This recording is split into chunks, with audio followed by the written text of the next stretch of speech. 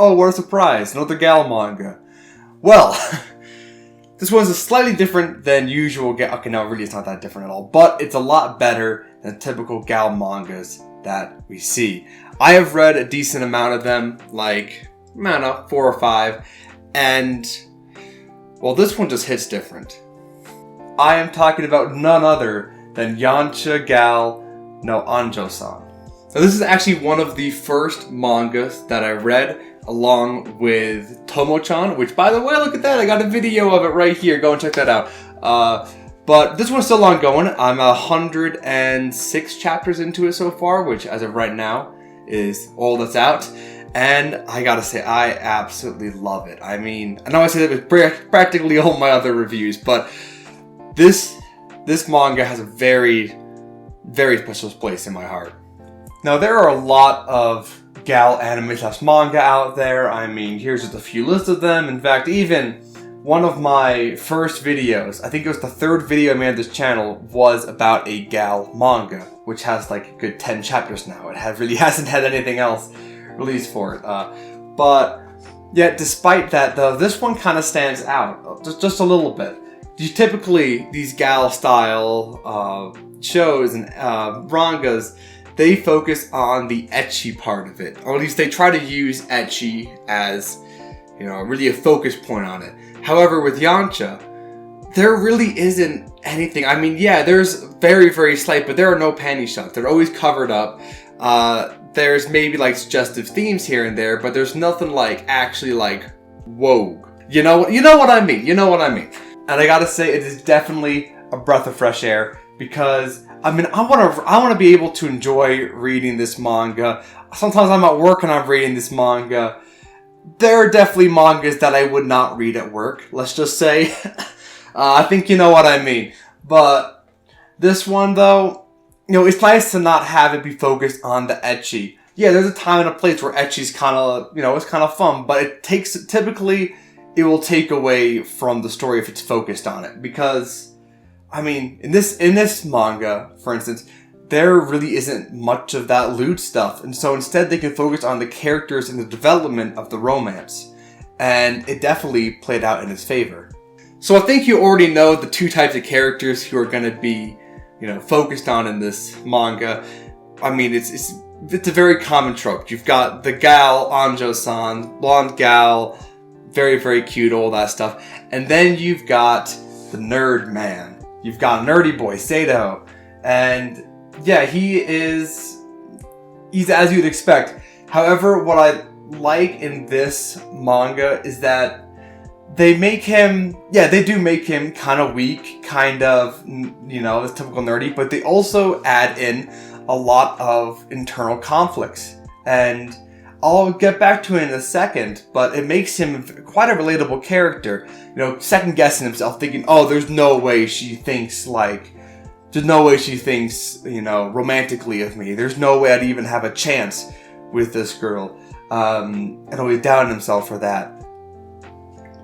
I think that's a common thing that a lot of people, especially if you don't have much romantic experience, will, you know, they'll be scared of. There is rejection fear. There's thinking, oh, this person's way out of my league and all that stuff.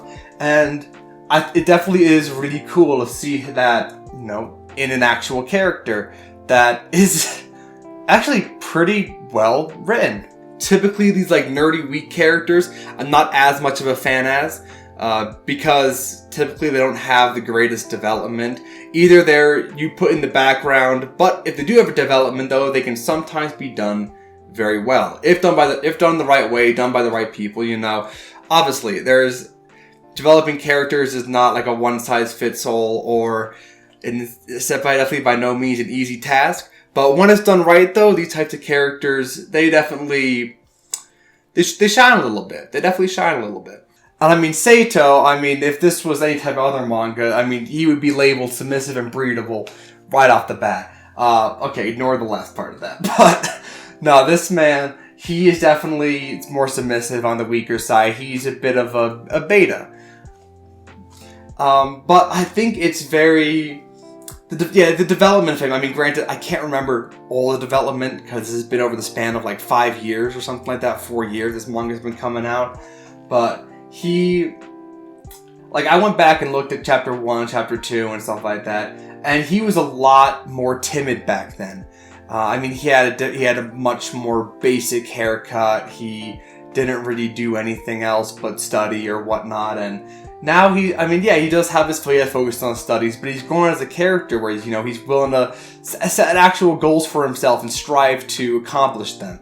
He's no longer just going with the flow, I'll do schoolwork and that's it. He actually has ambitions now. He's going out way more often now with Anjou and her friends and his friends, doing fun stuff. He's actually socializing a lot more. And I'm going back from the first chapter to where I am now. I can really see a big difference in his character as he's grown, and a lot of that is due to both. Obviously, a big part of it is Anjou's influence in his life, and I don't want to drag it out too long and go too in depth with it, but because obviously I don't want any spoilers, and also I don't want to just drag this video on forever. But no, he is definitely he's a better nerd character. If you are a fan of rom-coms, if you are a fan of watching romance bloom and blossom, then this is definitely a manga for you. You've got to try it out. Obviously it won't be for everyone, and because that it's got a 7.5 on Mal. Personally though, I rate it as a 9. I don't think it's 10 out of 10, but I definitely think it's 9 out of 10, if not more. If not in between the 10 and 9. Just because it is...